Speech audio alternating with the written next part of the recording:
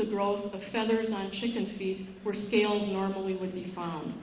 There is not that much difference between scales and feathers. There is also a perfect intermediate, Longisquama, a fossil form bearing the intermediates between scales and feathers, and this fossil form has been around for 30 years. But Hovind doesn't really want scales and feathers to be different because he doesn't want to see any transitions between birds, dinosaurs, and reptiles. He wants immutable kinds. And here's what he has to say. First of all, regarding the lung, reptiles have a sac-type lung, and birds have a tubular-type lung. This is correct, and this betrays their ancestry. Birds have a lung core and air sacs that get into even bones. The bones get attacked by these air sacs, and canals and holes are left. What other animals possess such features? Sauropod dinosaurs, theropod dinosaurs, and Archaeopteryx. Very good example of a transitional form. What about the heart? He says reptiles have a 3-chambered heart and birds have a 4-chambered heart. Well, wrong again. A crocodilian, alligators, and crocodiles have 4-chambered hearts. They are very different from that of a squamate, lizard and snake, and turtle. This is exactly what one would expect if birds and crocodiles descended from a common ancestor. This is exactly what one would expect if birds and crocodiles descended from a common ancestor. Well, as you can see, all of these premises rely on feeding you an inaccurate picture of the science that really exists. So, why is the science so bad? Despite Hovind's claim of being a foremost authority,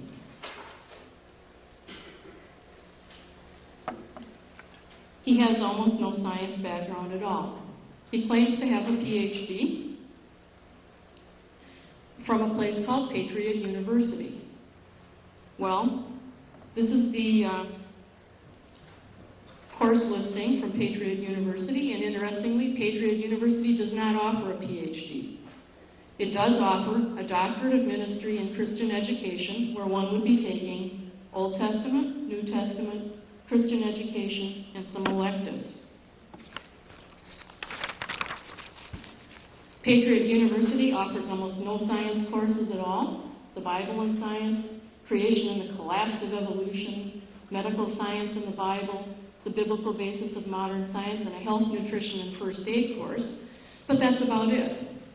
And in order to matriculate at Patriot University, one sends in love offerings. I can imagine what kind of grades you'd get if you sent in love offerings every month, and I sure wish I'd been able to pay my tuition that way. Patriot University is located in a house in Alamosa, Colorado. It used to be located in a house in Colorado Springs, and there is no outward evidence that this house is Patriot University. A website run by Christians who evaluate Christian distance learning centers calls PU a diploma mill. So am I being elitist and snooty here? Well, no more than the rest of you. All of you have turned to professionals for medical or mechanical advice, and you assume a level of professional expertise. If you have a broken leg, do you want to get a doctor who graduated from U of I or one who learned medicine on his own? If you have a union card, did you get that by an apprenticeship or by workbooks and home study? Science is no different, and the practitioners of science also need to have a certain level of expertise, and this is most easily achieved by studying science at a university. Well, Hovind will now whine ad hominem or something like that. I'm not attacking him for his religious beliefs. It's the lousy science I'm after. Karen Bartelt here is using an ad hominem argument, attacking me personally. Whether I have a degree or not is not the issue. Where my degree is from is not the issue. What am I saying is the issue. The university she teaches at is a small college in Eureka, Illinois. I grew up not very far from that area. I'm very familiar with that region. And when President Reagan was there, it was a very, very small college, and yet their claim to fame is that it's the college of President Reagan. The size of the college doesn't matter. Darwin's degree was in theology, and yet I'm sure Karen Bartelt and many others think of him as being a great scientist. So to attack the college is simply not a valid argument. By the way, my degree is a PhD, Doctor of Philosophy in Education, and we'll show you a picture of that. I am sick of these archaic arguments being trotted out as proofs of a young Earth or evidence against evolution. And if an atheist like Richard Dawkins went off the deep end and started spouting this stuff, I would be happy to come up here and slug it out with him. So let the questions begin. I'm ready.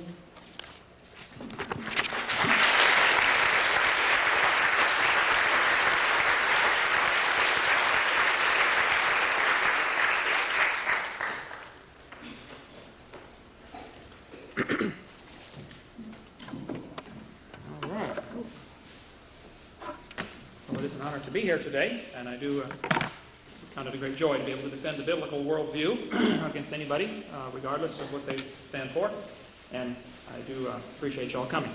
My name is Kent Hovind. I did teach high school science 15 years. My degree is from Patriot University, a small non-accredited school, so this really ought to be very easy for Dr. Bartelt to show how foolish I am in my scientific statements that I make. I mean, it should be a no contest thing, a David versus Goliath. And I'm happy to be here on those conditions. Let's talk about the geologic column. This was our first question. There's too many questions for me to answer in my 15 minutes, but we've got 2 hours over the day. We'll try to cover all this. In the early 1700s, or in the late 1700s, most people thought the Earth was about 6,000 years old. That was called the paradigm, the accepted worldview. That was standard procedures from a textbook here. Along came James Hutton, who said he thinks the Earth is much older than that. And he wrote a book on that in 1795. James Hutton developed the idea that later came to be known as uniformitarianism.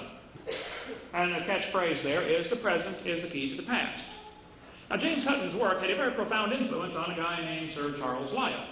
Charles Lyell was a lawyer from Scotland who, in 1830, wrote this book, Principles of Geology. In this book, building on the work of Stratus Smith and Cuvier and some other guys, and she mentioned some, I didn't get a chance to write them all down. Smith, I think, was the one you mentioned, who were creationists. There's no question.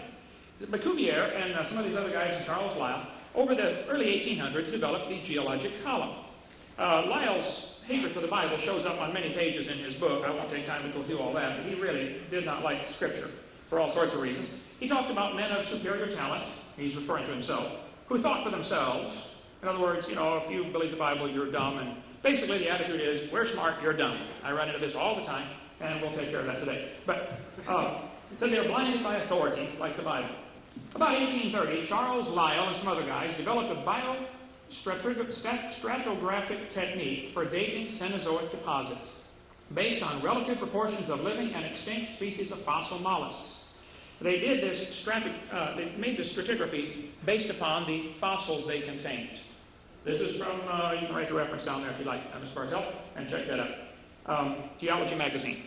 So it was Lyell. One of the questions you asked about Lyell, at least in the letters to me, was, how was Lyell involved in this developing of the geologic column? He was certainly involved in this developing of the geologic column. This is typical textbook propaganda showing the geologic column in this particular order. They have these different rock layers named, like, for instance, maybe you saw the movie Jurassic Park. The Jurassic layers, representing this right here, in the early 1800s, each of the layers of the Earth was given a name, an age, and an index fossil. And it was done, as you saw from the previous quote, based largely, with a large section of it at least, based upon marine fossils. Because the largest percentage of the fossils found are marine fossils. The geologic column is the Bible to the evolutionist, and it can only be found in the textbooks, and I'll stand by my statement. If there were a column of sediments, unfortunately no such column exists. Now the 26 places she referred to, which I'll be glad to work on referencing that, but let me show you how they tell the name of the strata that they're going to call it. That'll make a lot of sense to you of why they say they've been able to find 26 places. The Grand Canyon, for instance, has thousands of layers of sediment. They try to teach that each of these layers was laid down slowly over millions and millions of years, and the Grand Canyon represents millions of years of stratification and then subsequent erosion. What they don't tell you is, each of these layers of rock are stacked on top of each other like pancakes, and if they sat there for millions of years exposed, one of these intermediate ones would have some tremendous erosion marks in it. All of them should have all sorts of erosion marks in it. The Grand Canyon shows classic evidence of how these deposits were laid down very rapidly, probably within a few weeks or months of each other. Certainly not millions of years between the layers being laid down. Secondly, the top of Grand Canyon is about a mile higher than the top of Grand Canyon. The river only runs through the bottom of the canyon, and the top of the canyon is also higher than where the river enters the canyon. There is no